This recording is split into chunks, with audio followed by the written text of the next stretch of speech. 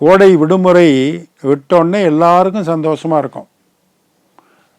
இந்த வீட்டில் இருந்து அந்த வீட்டுக்கு, அந்த வீட்டில் இருந்து இந்த வீட்டுக்குன்னு சொந்தக்காரவங்க இடம் பெயர்றது, மொத்தமாக டூர் போகிறது, கோலாகலமாக கொண்டாடுறது, இதெல்லாம் ஒரு பக்கம் நடக்கும்.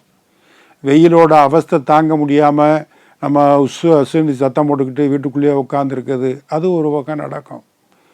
இந்த பிள்ளைகள் வீடுகளில் படுத்துகிற பாட்டு இருக்குல்ல, அதை பார்க்கும்போது திருப்பி ஸ்கூல் திறக்க மாட்டாங்களா அப்படிங்கிற நிலைமைக்கு பெற்றோர்களே வந்துடுவாங்க. இப்படி கோடை விடுமுறை முடிஞ்சு தன்னுடைய குழந்தைய ஸ்கூலில் முத நாள் சேர்த்து விட்டாங்க. போய் அடுத்த வகுப்புக்கு போயிட்டான் அந்த பையன். ஸ்கூலுக்கு போனோடனே அன்னைக்கு காலையில் 11 மணிக்கு மிஸ்ஸுக்கிட்ட இருந்து ஒரு ஃபோன் வருது. ஹலோ, நீங்கள் அந்த பையனுடைய ஃபாதரா அப்படின்னு மிஸ்ஸு கேட்குறாங்க. ஆமாம், உங்கள் பையனோட சேட்டைங்க தாங்க முடியலைங்க ஸ்கூலில். இந்த 2 மாதம் என்னங்க அவனை அப்படி எப்படிங்க வளர்த்திங்க? ஏங்க, இங்கே வந்தால் அதில் ஏறி குதிக்கிறான், இதில் ஏறி குதிக்கிறான், பெஞ்சில் ஏறுறான், டேபிளில் ஏறுறான், விட்டால் ஃபேனில் ஏறி குதிப்பான் போட்டிருக்கு, சேட்டை தாங்க முடியலைங்க அப்படின்னு மிஸ்ஸு ஃபோன் பண்ணாங்க. அதை கேட்டுட்டு அவங்க அப்பா ஒரு நிமிஷம் மௌனம் கடைப்பிடிச்சார். ஒன்றும் பேசலை. என்னங்க நான் பேசிக்கிட்டே இருக்கேன், நீங்கள் ஒன்றும் பேசாமல் இருக்கீங்க மிஸ்ஸு கேட்டாங்க. மிஸ், 2 மாதம் கோடை விடுமுறைன்னு சொல்லி என்னை எங்கள் வீட்டுக்கு அவனை அனுப்பிச்சி வச்சிட்டிங்க. ஆமாம், 2 மாதமாக நான் அவனை பார்த்துக்கிட்டேன். நீங்கள் அனுப்பிச்சி வச்ச பையனை 2 மாதமாக நான் பார்த்துக்கிட்டேன்.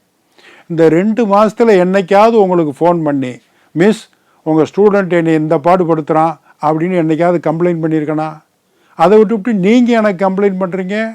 நான் எப்படி இந்த 2 மாதம் அமைதியாக இருந்தனோ அதே மாதிரி நீங்களும் அமைதியாக இருங்க அப்படின்ட்டு வச்சுட்டாரு ஃபோனை.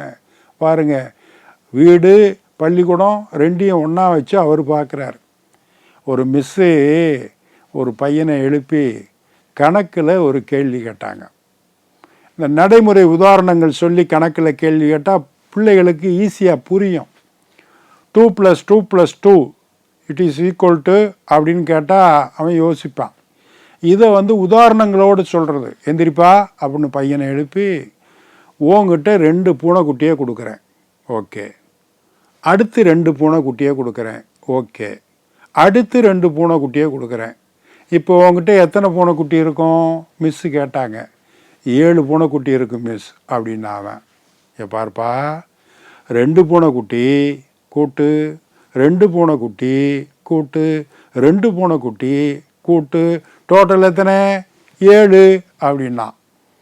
என்னப்பா நீயே, சரி நான் அந்த பூனைக்குட்டியை ஒதுக்கி வச்சிட்றேன். இப்போ உங்ககிட்ட 2 ஆப்பிள் பழத்தை கொடுக்குறேன், 2 ஆப்பிள்ஸ், ஓகே. ப்ளஸ் 2 ஆப்பிள்ஸ் அதுக்கப்புறம் கொடுக்குறேன், ஓகே. அதுக்கப்புறமும் 2 ஆப்பிள் கொடுக்குறேன். மொத்தம் எத்தனை இருக்கும்? 6 ஆப்பிள். பிரமாதம்டா. 2 apple 2 apple 2 ஆப்பிள்னா 6 apple. அருமையாக சொல்கிற. திருப்பி வா அந்த பூனைக்குட்டி கதைக்கு. 2 பூனைக்குட்டி தர்றேன், அடுத்து 2 பூனைக்குட்டி, அடுத்து 2 பூனைக்குட்டி, டோட்டல் எத்தனை? 7. ஏண்டா டேய், ஆப்பிள் சொல்லும் போது மட்டும் 6 கரெக்டாக சொல்கிற, பூனைக்குட்டியை சொல்லும் போது மட்டும் ஏன்டா 7ங்கிற மிஸ்ஸு கேட்டாங்க. எங்கள் வீட்டில் ஏற்கனவே ஒரு பூனைக்குட்டி இருக்குல்ல மிஸ், அப்புறம் நீங்கள் செக் பண்ணி பார்த்துட்டு என்னடா கூட இருக்குன்னு கேட்டிங்கன்னா அதுக்காகத்தான் உன்னை சேர்த்து 7ன்னு சொல்கிறேன். அது புரியாமல் நீங்கள் என்கிட்ட எப்படி கேள்வி கேட்குறீங்களே அப்படின்னா பாருங்கள். இப்போ கணக்கு பையனுக்கு தெரியலையா, வாத்தியார் அம்மாவுக்கு தெரியலையா? யோசித்து பார்ப்போம். அடுத்த ஒரு நிகழ்வில் சந்திப்போம். இந்த நாள் இனிய நாளாக அமைய நல்வாழ்த்துக்கள்.